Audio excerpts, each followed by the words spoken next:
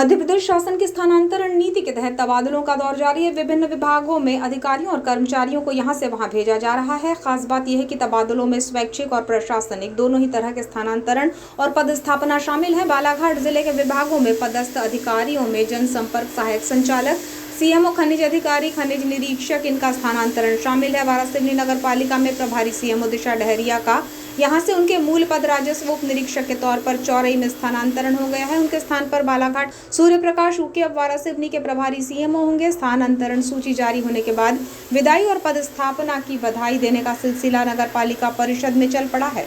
बालाघाट नगर पालिका परिषद में अपनी कार्यकुशलता की वजह से नवाचार को महत्व देने वाले और स्वच्छता विभाग में निरीक्षक के तौर पर उम्दा कार्य करने वाले सूर्य प्रकाश उके और उनकी सेवाएं वारासिवनी प्रभारी सीएमओ के तौर पर और भी बेहतर नजर आएंगी। बालाघाट नगर पालिका के अधिकारी कर्मचारियों के साथ ही पार्षदों ने उनका अभिनंदन किया है। इसके साथ ही वारासिवनी से स्थानांतरित हुई सीएमओ दिशा डहरिया को भी विदाई दी गई। वारासिवनी में जनचर्चा है कि सीएमओ दिशा की कार्यप्रणाली से वर्तमान और पूर्व विधायक दोनों ही खफा हैं। इसलिए जैसे ही स्थानांतरण सूची जारी हुई है तो नगर पालिका अध्यक्ष सरिता दांद्रे को उनका कार्य मुक्ति आदेश जारी करने में देरी नहीं की। इधर स्थानांतरित अधिकारियों में सहायक खनिज अधिकारी आर.के. खातरकर प्रभारी खनिज अधिकारी का स्थानांतरण प्रभारी खनिज अधिकारी भिंड और मुकेश वाडी व खनिज निरीक्षक बालाघाट का खनिज शाखा सिवनी में ट्रांसफर हुआ है। विधानसभा और लोकसभा चुनाव के दौरान बालाघाट में जनसंपर्क अधिकारी के तौर पर सेवाएं देने पहुंचे सहायक संचालक जनसंपर्क पुष्पेंद्र वास्कले का स्थानांतरण संभागीय जनसंपर्क कार्यालय इंदौर में हुआ है।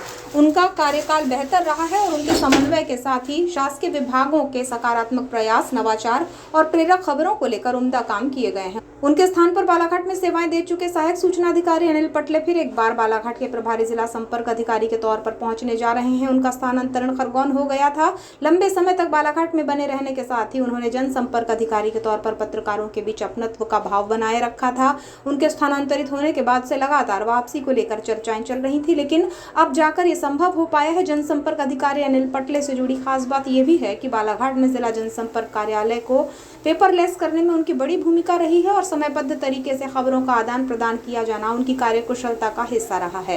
प्रदेश सरकार की तबादला नीति के तहत स्थानांतरण और पदस्थापना का दौर अभी जारी रहेगा। विशेष रूप से शिक्षा विभाग में शिक्षकों के थोकबंद तबादले होने से इसे लेकर भी जल्दी सूचना जारी होने के संकेत हैं।